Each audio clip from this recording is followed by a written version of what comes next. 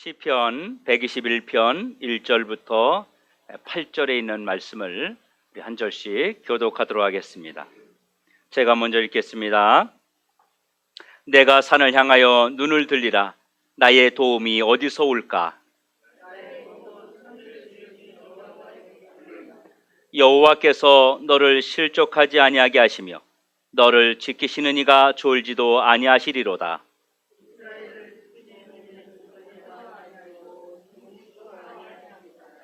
여호와는 너를 지키시는 이시라. 여호와께서 내 오른쪽에서 내 그늘이 되시나니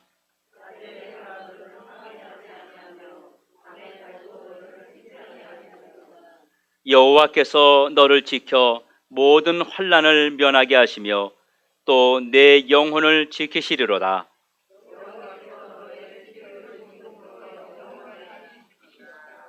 아멘. 할렐루야. 반갑습니다. 여러분들 얼굴을 뵈면 제가 항상 뭐라 했죠? 힘이 난다고요. 힘이 난다고. 힘든 것은 아무것도 생각 안 나고 힘이 납니다. 저에게 이 어떤 기쁨이고 또 소망이고 희망이고 그렇습니다. 우리 성도 여러분들은 여러분들은 또 주님을 바라보면서 희망을 갖고 소망을 갖고 또 힘들지만 비전을 갖게 되는 것이죠. 우리 옆에 계신 분하고 한번 인사합시다. 오늘 은혜 받읍시다. 은혜 받읍시다. 오늘 말씀 가운데 하나님께서 예비하신 은혜를 놓치지 않고 그리고 여러분 것으로 받아가는 그런 놀라운 은혜의 시간이 되기를 주의 이름으로 축원합니다. 여러분, 세상을 살다 보면 정말 어려운 일들을 너무너무 많이 만나게 됩니다. 우리 혼자서 해결할 수 없는 그런 일들을 우리가 정말 너무나 많이 만나게 됩니다. 그럴 때마다 내 힘으로 내 스스로 해결할 수 없는 문제를 만날 때마다 누가 나 좀 도와주었으면 좋겠다. 누가 이 문제를 좀 해결해 주었으면 좋겠다. 이렇게 누군가의 도움을 절실히 필요할 때가 우리에게 있습니다. 오늘 본문에 등장하는 시편 기자가 시편 121편 그 기록의 1절에서 이렇게 말합니다. 내가 절실하게 도움을 필요한 것을 그 자신이 이렇게 고백하고 있습니다. 뭐라고요? 내가 산을 향하여 눈을 들리라. 나의 도움이 어디서 올꼬. 정말 간절한 표현입니다. 내가 산을 향하여 눈을 들리라. 나의 도움이 어디서 올까? 정말 이 시인의 간절한 애타는 마음이 이 시편 속에, 이 고백 속에 나타나 있는 것입니다.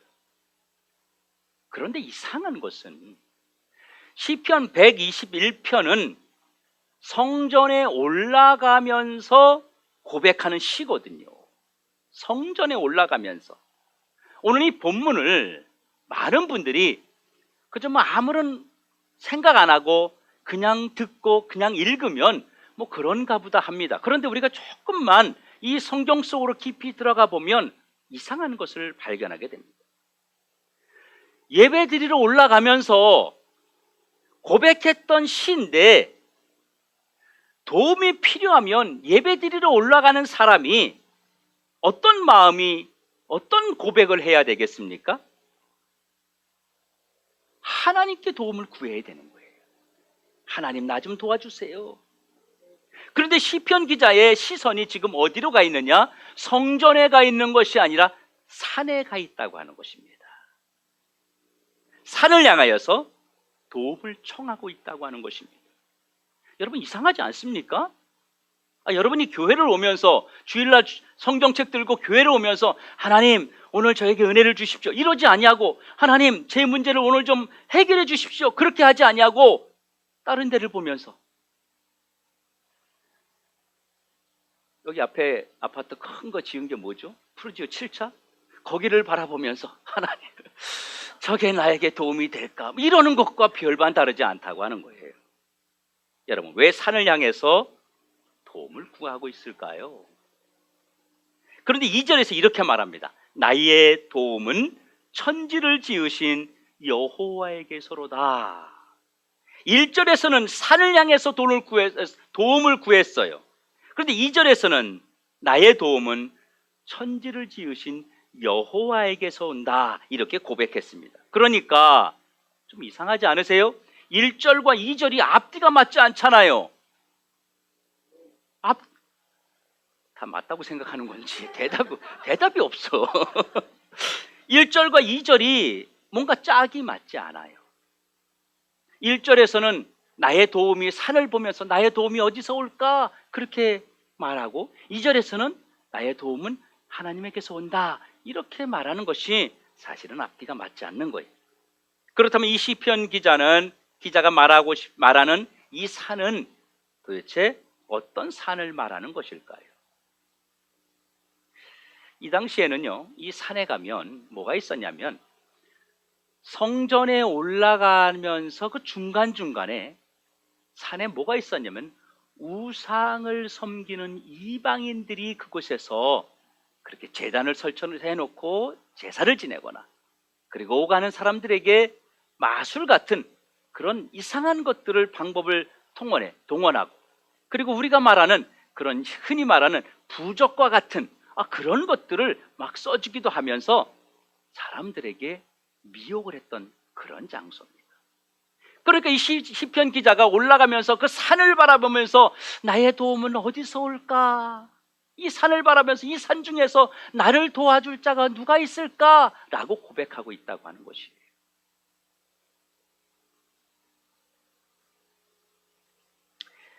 왜 이 시인이 직접적으로 하나님 나 좀 도와주세요 이렇게 말하는 것이 여러분 좋지 않겠습니까? 1절을 빼고 그냥 2절에서 나를 도와줄 분은 여호와 하나님이시다 이렇게 고백하면 되는 것인데 왜 굳이 1절의 말씀을 나의 도움은 어디서 올까? 저 산에서 올까? 이렇게 왜 고백했느냐 하는 것입니다. 그러면 왜 산을 향해서 눈을 들고 왜 산을 향해서 자신의 도움을 구하는 그런 절실한 표현을 했을까요? 시편 121편은 두 부분으로 구분이 됩니다. 1절에서 2절까지는 이 시편 기자의 질문입니다. 그리고 3절에서부터 8절까지는 그 질문에 대한 답을 하고 있는 것입니다. 시편 기자가 뭔가 절실한 도움이 지금 필요합니다. 그런데 예배당에 올라가면서 예배당을 둘러싸고 있는 큰 산들을 바라보면서 이렇게 얘기하는 거예요. 나 도움이 너무너무 필요한데 저 산 어딘가에서 나를 도와줄 그 무엇이 있지 않을까? 맞아. 저 산에는 나를 도와줄 산이 하나 있을 거야. 저 크고 많은 산들을 누가 만드셨지? 하나님이 만드셨지. 그러니까 하나님이 저 산들을 만드셨으니까 저 산들 중에서 하나가 나를 도와줄 수 있을 거야. 이런 마음을 갖고 지금 중얼거리고 있는 것입니다. 지금 이 시인은 신앙의 확신을 갖지 않은 것입니다.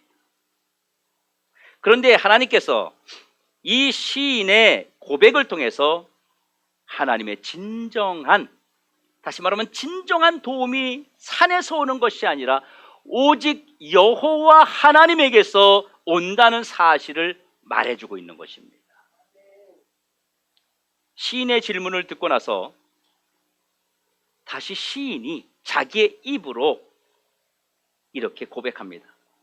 자, 보세요. 너 도움이 필요하니?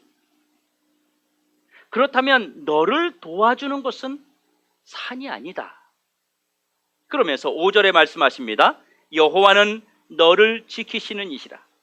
여호와께서 내 오른쪽에서 내 그늘이 되시나니. 이렇게 말합니다. 다시 말해서 산이 너를 도와주는 것이 아니라 여호와께서 너의 우편에서 그늘이 되듯이 너를 지켜준다. 하나님께서 우리의 모든 것을 도와주고 그리고 지켜주는 진정한 도움의 손길이 되심을 말씀해 주고 있는 것입니다. 우리가 5절 말씀을 잘 생각해 보면 이런 그림이 생각납니다. 여러분 영화나 드라마 그런 걸 보면 밀착 경호하는 사람들을 보게 되죠. VIP의 왼쪽이나 오른편에 붙어 있는 것을 보게 됩니다. 여러분도 얼마 전에 북한 김정은이 그 방탄 경호 해가지고 아주 많은 경호원들을 동원해서 그렇게 등장하는 모습을 보았습니다. 하나님은 진정한 우리의 울타리가 되십니다. 우리를 지키기 위해서 졸지도 주무시지도 않으면서 우리에게서 눈을 떼지 못함을 깨닫게 되길 주의 이름으로 축원합니다. 여러분, 하나님은 우리의 보디가드이십니다. 하나님은 누구를 지키신다고요?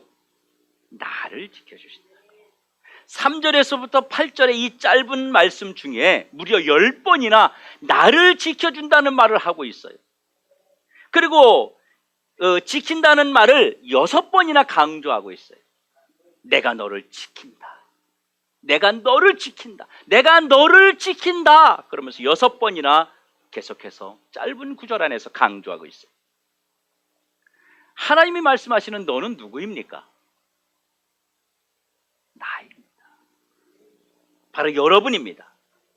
다시 말하면 너의 보디가드가 되어주시겠다는 거예요.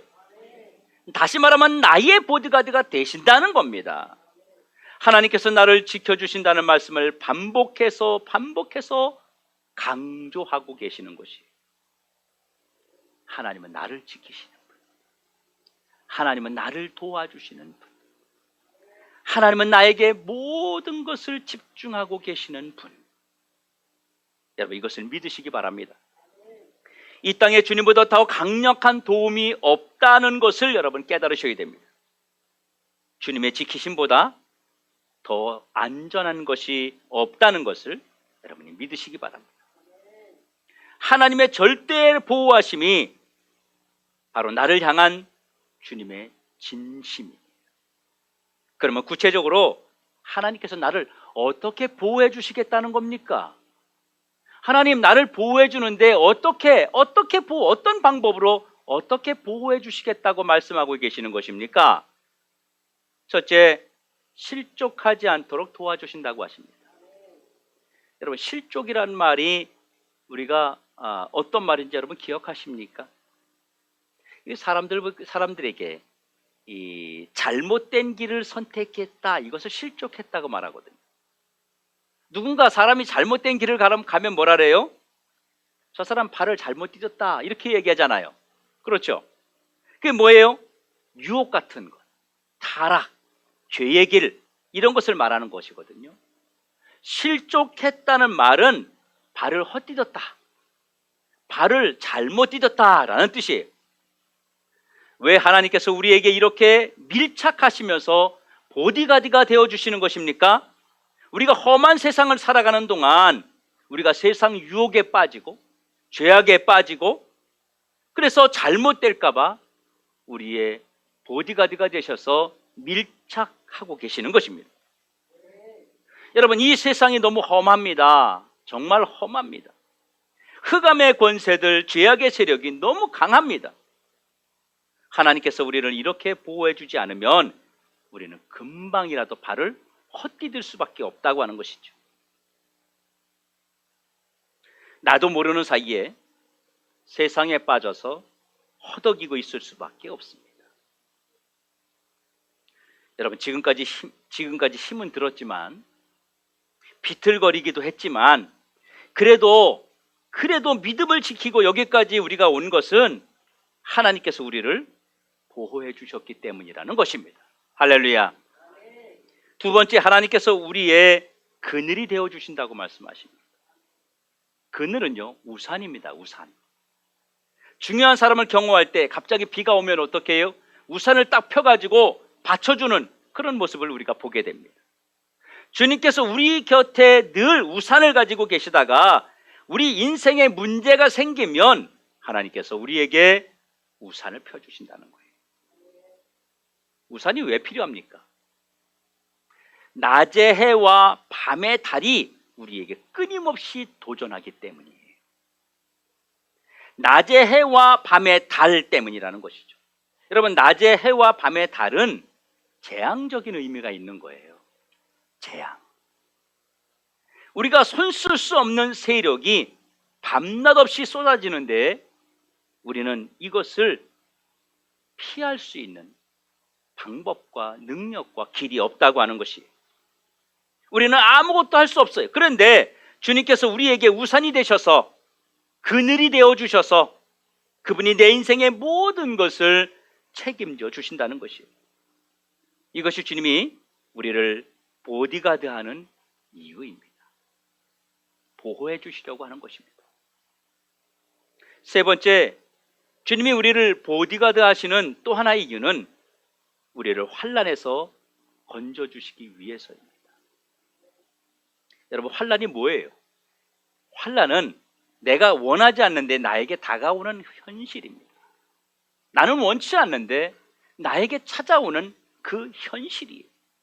아픔, 고통, 시련, 질병, 상처, 두려움, 재난, 문제, 사고, 이게 다 환난인 것입니다.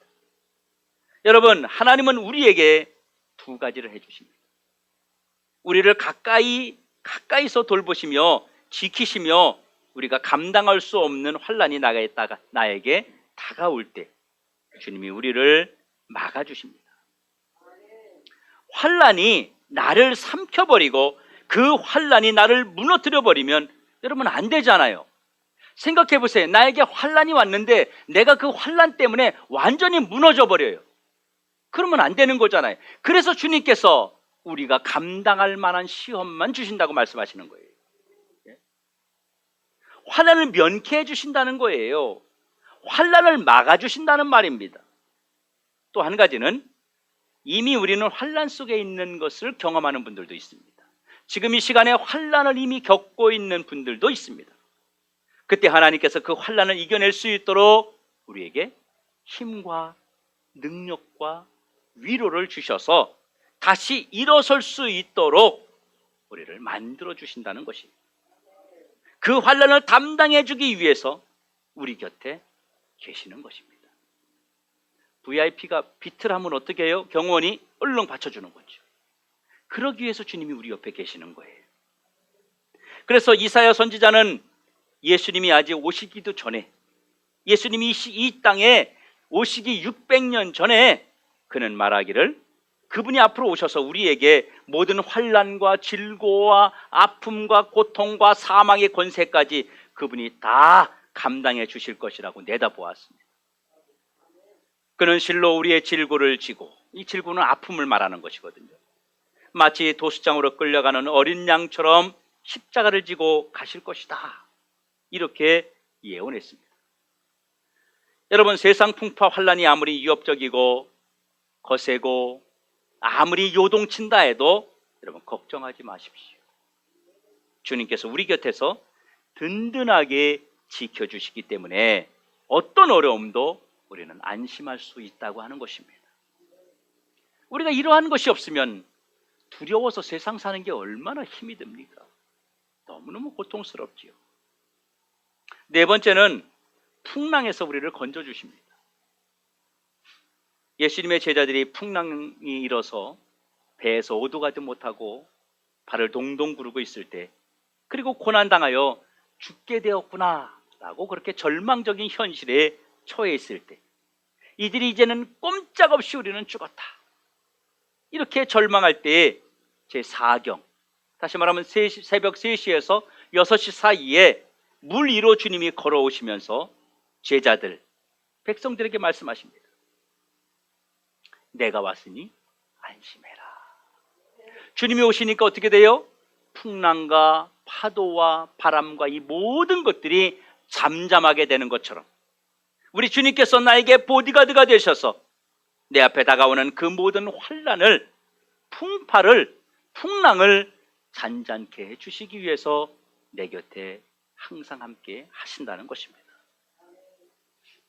다섯 번째는, 또 하나는 그의 출입을 지금부터 영원까지 지켜주신다고 말합니다. 이게 무슨 말이냐면, 여러분, 할머니가, 우리 이제 권사님 계시는데 할머니가 손자 손녀를 보고 있어요. 그러면 손자 손녀에게서 눈을 떼질 못합니다. 아이가 기어가고 걸어가면 졸졸졸졸졸졸 따라가면서 그 아이가 어떻게 될까봐 계속 거기에 집중하는 것이죠. 이것이 하나님이 우리를 지금부터 영원까지 돌보신다는 의미인데, 여기서 끝나는 것이 아니라 그냥 보디가드처럼 지켜만 보는 것이 아니라 당신의 모든 것을 쏟아부어 주신다는 거예요. 할머니가 손자 손녀를 보면서 그냥 쳐다만 보고 있습니까? 아니에요. 본인 밥도 못 먹어요. 밥을 먹으면서도 눈은 아이한테 가 있는 거예요. 여러분, 이것이 우리에게 얼마나 큰 축복입니까? 하나님이 지금 저와 여러분을 그렇게 하고 계시다는 거예요. 지금 옆에서, 여러분 옆에서 지금 그렇게 하고 계시다는 거예요. 하나님이 우리의 출입을 지금부터 영원까지 지켜주신다는 말은 민수기 6장 24절에서부터 26절에 보면 제사장들을 통해서 이스라엘 백성들에게 축복하라는 구약의 축도가 나옵니다. 우리 신약에서는 지금은 이렇게 기도하잖아요. 근데 구약의 축도가 따로 있거든요. 그때 하나님께서 뭐라고 축복하라고 하셨느냐 하면, 여호와는 내게 복을 주시고 너를 지키시기를 원하며, 여호와는 그의 얼굴을 내게 비추사 은혜 베푸시기를 원하며, 여호와는 그 얼굴을 내게 향하여 드사 평강 주시기를 원하노라. 하나님이 이런 복을 선포하셨어요. 우리 곁에서 늘 바라보고 늘 얼굴을 우리를 향해서 쳐다보고 계시면서 복을 주기 원하시는 것입니다. 여러분, 출입이 무엇입니까? 문을 열고 들어오고 나가고, 직장 갔다 들어오고, 학교 갔다 들어오고, 필요에 따라서 어디를 갔다 와도 주님의 눈이 우리를 졸졸졸졸졸 따라다닌다는 거예요. 그러면서 여러분의 모든 것을 지키고 돌보시고 함께 하신다는 약속을 하고 계시는 것입니다. 그런데 이 지키심의 약속이 일시적인 것이 아니라 지금부터 언제까지? 영원까지. 지금부터 여러분이 천국에 가는 그 순간까지 하나님의 눈을 여러분에게서 떼지 않고 고개를 들어서 여러분을 바라보면서 축복하고 계시다고 하는 것입니다. 졸지도 주무시지도 않으시고 단 1초도 우리에게서 눈을 떼지 않으신다는 거예요. 하나님이 이렇게 우리와 함께 하시는 분이라는 겁니다. 사랑하는 성도 여러분, 그런데도 아직도 많은 사람들이 하나님을 의지하지 않고 막연하게 먼 산을 바라보면서 신앙생활하는 분들이 너무 많다고 하는 것입니다. 여러분, 이거 불신자들 이야기가 아닙니다. 신자들 이야기입니다. 오늘 시편 기자가 불신자인가요? 아닙니다. 예배드리러 올라가면서 입으로 중얼중얼했던 시라고 하는 것입니다. 아직도 많은 사람들이 하나님이 나의 하나님이고, 하나님이 나의 도움이고, 하나님이 나를 지키시고, 하나님이 내 인생을 책임져 주신다는 사실을 잊어버리고 살고 있다고 하는 것입니다. 그리고 이렇게 생각합니다. 돈 좀 많이 벌어서 성공하면 내 주변에 사람들이, 나를 도와줄 사람들이 들끓겠지. 내가 돈 좀 있으면 주변에 많은 사람들이 나를 도와주겠지. 내 자식 잘 키워놓으면 그 녀석이 나의 울타리가 되어 주겠지.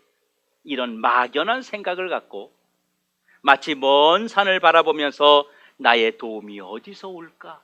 나를 도와줄 힘이 어디서 올까? 하면서 신앙생활을 사는 사람들이 정말 많다는 것입니다. 여러분들에게 도움이 절실하게 필요한 순간이 왔을 때 여러분들을 누가 도와주었으면 여러분 좋겠습니까? 누가 여러분들에게 힘이 되어 주었으면 좋겠습니까? 누군가가 나를 도와줄 수 있으면 좋겠다 하고 도움의 필요성을 절실하게 느낄 때 정작 그 순간 여러분 주변에 아무도 없다면 얼마나 불행하고 얼마나 고통스러운 삶이 이어지겠습니까? 여러분, 오늘 예배당에 오시면서 주님이 나를 만져주실 거야. 주님이 나를 지금 기다리고 계셔. 오늘 나에게 주실 하나님의 말씀이 정말 기대된다. 이런 분들도 있겠지만 어떤 분들은 성경책 딱 들고 가자 뭐 이러는 분도 아마 없지 않아 있었을 것입니다. 여러분, 산은 여러분의 도움이 되지 않습니다. 여러분이 오매불망 돈도 그리고 자식도 진정한 도움이 여러분 될 수 없다고 하는 것입니다. 지금까지 인생을 살아오면서 여러분의 인생이 여러분 생각대로 잘 되던가요? 안 됩니다. 계획대로 안 됩니다. 여러분의 자식들이 성공해서 정말 여러분들의 도움이 될까요? 우리 부모들은 다 그 생각하고 삽니다. 내 인생을 어제도 오늘도 내일도 변하지 않고 책임져 주실 분은 하나님밖에 없음을 깨닫게 되길 주의 이름으로 축원합니다. 그런데 한 가지, 왜 이렇게 주님은 나에게 관심이 많으신 거죠? 도대체 주님은 내가 무엇이기에 나에게 이렇게 관심이 많으셔서 나에게서 눈을 떼지 아니하시고 그늘이 되고 우산을 받쳐주고 풍랑을 막아주고 그러면서 왜 내 뒤를 졸졸졸졸 따라다니면서 그렇게 관심을 갖고 계신 것일까요? 여러분, 사실 우리는 주님에게 잘 못하지 않습니까? 여러분, 주님에게 잘 하십니까? 못하잖아요. 여러분, 주님에게 정말 잘하지 못합니다. 하루 종일 주님 생각하세요? 우리 주님은 저희에게 1초도 눈을 돌리지 않고 쳐다보고 계시는데 우리는 주님 생각을 하루 24시간 중에 몇 시간 하세요? 몇 분 하세요? 아니, 몇 초 하고 살고 계십니까? 여러분, 좋은 것 있으면 주님 드리고 싶던가요? 주님께 드리는 것이 여러분 아깝게 느껴지지는 않았어요?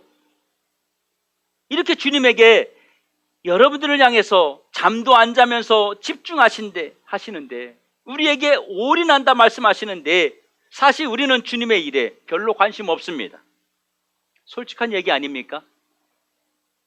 관심 크게 없어요. 주님에게 등을 돌리고 산 적이 너무 많습니다. 우리는 말을 하죠. 하나님, 사는 게 바빠요. 얼마나 힘든지 몰라요. 자식 키우는 게 너무 힘들어요. 돈 벌고 사는 거 너무 힘들어요. 그렇게 우리는 이야기할 것입니다. 우리가 주님 생각 안 하고 주님의 일에 관심도 없고 주님이 세우신 이 교회는 나에게 4번째, 5번째쯤 됩니다. 절대 첫 번째 안 됩니다. 2번째도 안 됩니다. 3번째도 안 됩니다. 찔리죠? 우리 설교하고 나면 꼭 목사님 찔렸어 이런 분이 너무 많은데 정말 우리는 그렇다고 하는 것입니다. 주님의 일을 열심히 하지도 않고요. 여러분 마음대로 나 행복하라고, 나 기분 좋으라고, 여러분 가족 기분 좋으라고 그렇게 살고 있잖아요. 이러한 우리를 너무도 잘 아시면서 왜 하나님은 이렇게 우리에게 초집중을 하고 계시느냐 하는 것입니다. 이유는 단 한 가지입니다. 저와 여러분이 주님의 자녀이기 때문입니다. 예수 그리스도의 핏값으로 산 존재, 천하보다도 귀한 이 세상의 어떤 것과도 바꿀 수 없는 최고의 존재이기 때문에 주님이 나에게 이러한 관심과 사랑을 쏟고 계시는 것입니다. 내가 무엇을 잘해서가 아니라 나를 살리기 위해서 예수님을 십자가에 못 박아 죽여서 나를 구원한 그 사랑 때문에 우리를 미치도록 사랑하기 때문이라고 하는 것입니다. 여러분, 신문기사에 이런 기사가 난 적이 있었습니다. 어느 여인이 길거리에서 벌거벗은 채 죽어 있는 것이에요. 겨울에. 사람들이 가서 봤어요. 이 여인이 벌거벗어 죽어 있는데 죽은 이 여인의 품 안에 둘둘둘 말린 무엇인가 하나 있는 것이에요. 이것이 무엇인가 봤더니 이 여인이 죽어서 안고 있던 그 품 안에 둘둘둘 말아서 안고 있던 그것이 뭐냐면 자기의 아기였습니다. 겨울에 가난한 여인이 아이를 살리기 위해서 먼저 겉옷을 벗어서 둘둘둘 말았어요. 그런데 아이가 추울 것 같아요. 그래서 또 하나 벗고 또 하나 벗고 하다가 결국은 그 여인은 얼어서 그 겨울에 죽고 마는 것입니다. 이게 부모입니다. 여러분 같으면 그렇게 하지 않겠습니까? 이것이 하나님 아버지의 사랑이라는 것입니다. 하나님께서 자기 아들을 죽여서 우리를 살리셨는데, 자기 아들을 버려서 저와 여러분을 살렸는데 어찌 아버지께서 저와 여러분을 관심을 갖지 않을 수 있겠냐 하는 것입니다. 아버지가 자기 아들을 죽이고 저와 여러분을 살렸는데 어찌 아버지 하나님께서 저와 여러분을 놓칠 수 있겠느냐는 것입니다. 제가 예전에 한번 이야기했던 이야기가 있습니다. 미국의 한 아버지가 자기의 아들이 식물인간으로 죽어갈 때에 장기 이식을 다 시켰습니다. 근데 그 아들이 너무너무 보고 싶은 거예요. 그 아들 생각 때문에 잠을 잘 수가 없는 거예요. 몇 년이 지났습니다. 몇 년이 지나도 그 아들이 잊혀지지가 않는 거예요. 이 아버지가 너무 보고 싶어서, 그 아들이 보고 싶어서 자기 그 죽은 아들의 심장을 이식해준 그 사람을 찾아서 그냥 달리기 시작한 겁니다. 그냥 달린 거예요. 여러분 미국이 얼마나 큽니까? 비행기 타고 가도 되겠지요. 그런데 달려가면서 그 자식 생각을 하는 거예요. 그리고 끝내는 그것이 언론에 보도가 됐어요. 너무 오랜 세월 달리다 보니까 그 심장 이식을 받은 사람이, 그 사람이 도착하기 전에 정원에 나와서 서 있습니다. 그때 신문 기자들, 방송 기자들 다 나왔어요. 사진을 막 찍어요. 그때 그 아버지가 진짜 도착했어요. 머리도 길고 형편없는 모습으로 다가왔어요. 자기 아들의 심장이 있는 그 사람 앞에 가서 귀를 딱 대고 심장 소리를 들으면서 우는 거예요. 이게 작년에 나왔던 기사입니다. 여러분들은 주님의 사랑을 받을 자요? 여러분들 주님의 사랑을 받은 자요? 여러분, 주님이 끊임없이 사랑을 쏟아붓고 있는 존재임을 여러분이 잊지 마시라는 것입니다. 그러니 다른 데 기웃거리지 마세요. 도와주지 못하고 지켜주지 못하는 세상에 가서 기웃거리지 말라는 거예요. 성경은 도울 힘이 없는 방백을 의지하지 말라라고 말씀하고 있습니다. 구차하게 사람 찾아가서 구걸하지 말라는 거예요. 여러분, 돈이 필요하긴 하지만 돈에 목숨 걸지 말라는, 그래서 돈 때문에 주님에게 등을 돌리지 말라는 말씀입니다.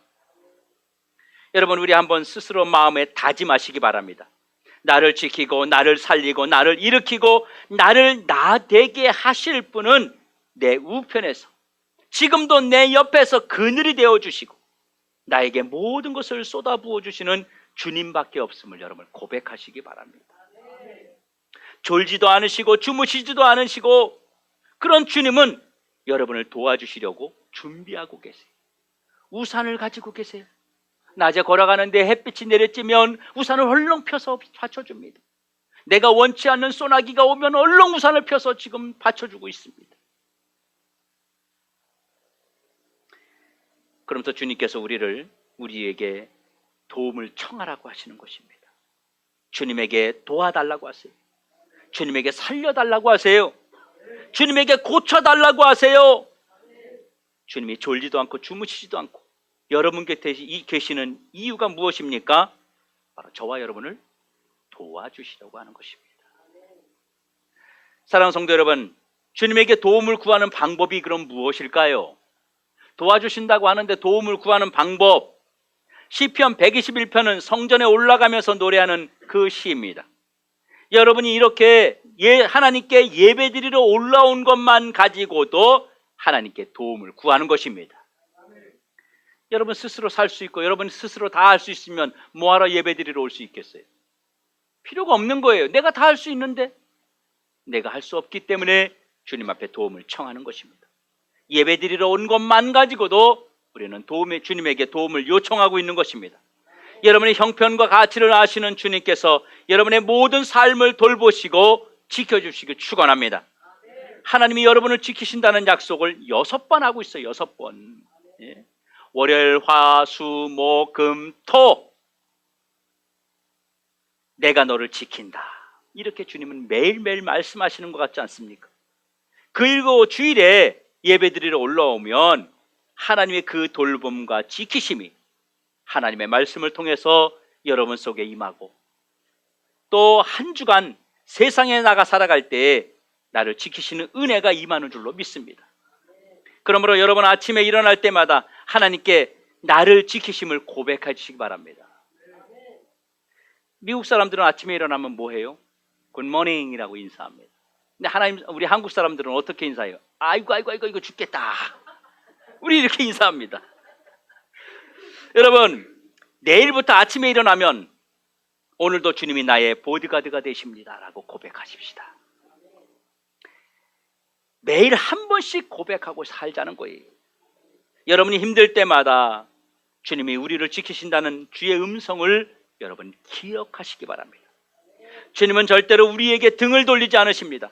비록 우리가 속썩이고 철없는 자식처럼 주님에게 잘못해도 주님은 우리를 사랑하시고 그리고 지켜주십니다. 이번 주간 우리를 지키시고 도우시는 은혜를 힘입어서 하나님의 놀라운 도우심을 체험하고 다음 주일에는 더 기쁜 모습으로 한 주간 승리적 삶을 살기를 주의 이름으로 축원합니다.